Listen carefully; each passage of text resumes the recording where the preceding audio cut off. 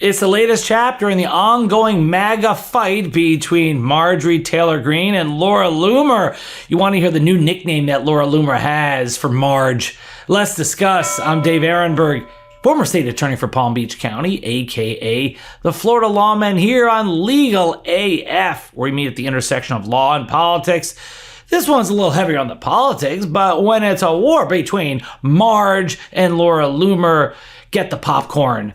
And before some of you think, well, there's a good guy and a bad guy here, no, it's more like the Crips and the Bloods, right? It's more like those battles between the cigarette companies, the tobacco industry, when they're all fighting with each other in various states over taxes. There are no good guys here. There are no winners here. It's just a fight that is worth watching. And I must say that Laura Loomer has a very interesting new nickname for Marjorie Taylor Greene. And that's something worth reporting. How about Marjorie Taylor Greene? Okay, it's not so bad. I mean, you got the T, that's good. You got the same consonant to start it. And before you think that it's because Marjorie Taylor Greene is so anti-American with her policies and her crazy comments and her Jewish space lasers that she deserves to be called Traitor Greene. No, it's really because she's being a traitor against Donald Trump. That's where the MAGA civil war comes in. And what has set these two off again? In this case, it's Jeffrey Epstein. According to the Daily Beast, far-right social media influencer Laura Loomer has slammed Representative Marjorie Taylor Greene for backing the bipartisan effort to release the Jeffrey Epstein files. Loomer's attack on the Georgia congresswoman and fellow MAGA celebrity came on Wednesday after Greene appeared alongside victims of the disgraced financier. Quote, MTG is a fraud, all caps, and a phony, two-faced bee who used Trump to advance her career, Loomer wrote. She accused the hard-right ally of the president of teaming up with GOP Trump critic Representative Thomas Massie in a calculated effort to smear President Trump and falsely suggest he's protecting Jeffrey Epstein. According to the Daily Beast, her unhinged post called for MTG and Massie to be shunned by MAGA forever and claimed the Congresswoman just killed her career. Loomer accused the MAGA Congresswoman of lashing out and trying to pretend like Trump is a pedophile for standing with Epstein victims. The social media vitriol came after Greene bucked White House wishes and signed on to a discharge petition to force a House vote to release the Epstein files after the Trump administration reversed course on allowing the documents to go public. Now, here's the thing. Although Laura Loomer says that Marge is dead in MAGA world, that she just killed her career, I disagree. Marjorie Taylor Greene is a cult of her own. She's someone who has a big following. I mean, she was perhaps MAGA before there was MAGA. She's half MAGA, half QAnon. She's the first QAnon congresswoman. And she has said crazy things for years. She has been at this for some time. And we sometimes forget that. Because sometimes she seems to be the voice of reason compared to others, but she's still a radical conspiracy theorist. I did a whole video on her views. We should never forget them. This is Marjorie, Jewish space lasers, Taylor Greene. And when it comes to Jeffrey Epstein, yes, she is trying to have the files released, which is, I think, a good thing for transparency. But remember that she is someone who is perpetuating these conspiracy theories that the Epstein files contain a treasure trove of information on Democratic elites who have perpetuated this child sex trafficking ring like Pizzagate.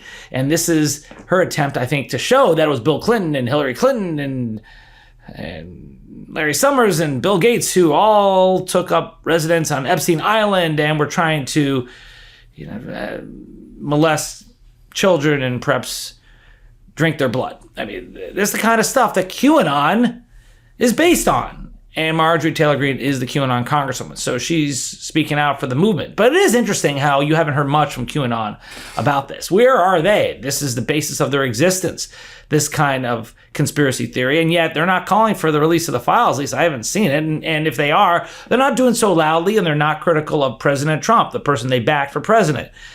So I think whoever the next Democratic president is really going to hear it from QAnon. I guess that's what they're waiting. Like the Tea Party is waiting for the next Democratic president to complain about massive budget deficits.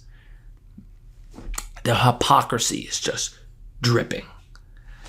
not only was Marjorie Taylor Greene there to be with the survivors of Jeffrey Epstein at a press conference on Wednesday on Capitol Hill, but also she signed on to the discharge position, as Laura Loomer said, joining with the Democrats.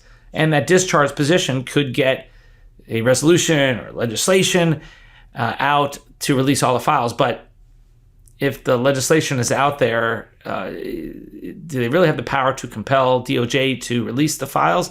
Not so sure. This is the type of thing that'll be tied up for the in the courts, and I don't think these files are going to be released while Trump is president. Trump doesn't want them released. This controversy is not going away until they are released, but he does not want people talking about this anymore, and he wants it over. And so I don't think, as long as he's president, he's going to allow them to be released. His name is in the files. It doesn't mean if your name's in the files that you committed any crimes, but there's just a lot of smoke here. I mean, right? It's not the crime, it's a cover-up. Like, why stop the release of these files? Because people know that the two of them, Trump and Epstein, have been friends for years. Doesn't mean if you're in the files that you committed a crime. So that's why people are asking, why are you complaining so much? She doth protest too much, methinks, to be Shakespearean about it. And it's not a good look for MAGA. It's not a good look for Trump, and especially when it comes to the fact that Republicans are starting to bolt. They're starting to hear it from their constituents at home, the town hall meetings, where people are wondering what's going on with the files that we were promised. After all, you have two high-level members of the Trump administration, Dan Bongino and Kash Patel, both who run the FBI, who are out there as podcasters pre-FBI saying, release the files. There's an Epstein list, and that list is going to expose these Democratic elites. And now that they're all in power, it's nothing to see here. Hence, the controversy that won't go away. According to the Daily Beast, the MAGA lawmaker, talking about Marjorie Taylor Greene, walked a fine line by supporting Epstein's accusers as they push for the legislation to release all the files, and not specifically going after the president, whose relationship with Epstein remains under scrutiny. Of course, because that's what folks like Marjorie Taylor Greene do. You don't see many Republicans attack Trump by name, and Marjorie Taylor Greene is still loyal to the leader of the party. And so she's not going to criticize President Trump by name, even after she appeared on a podcast to say that this is not a Democratic hoax. Of course not. But who are you refuting? She won't say. It's not really courage, right? I mean, don't give her credit for courage by being at a press conference, because that's her way of supporting her QAnon base. Don't give her credit for standing up against the powerful elites if she won't mention the powerful elites' names. She won't tell you who she's opposing. That's not really courageous. During her appearance, Greene was careful never to suggest that Trump was among those who had abused women or would be included on any Epstein client list.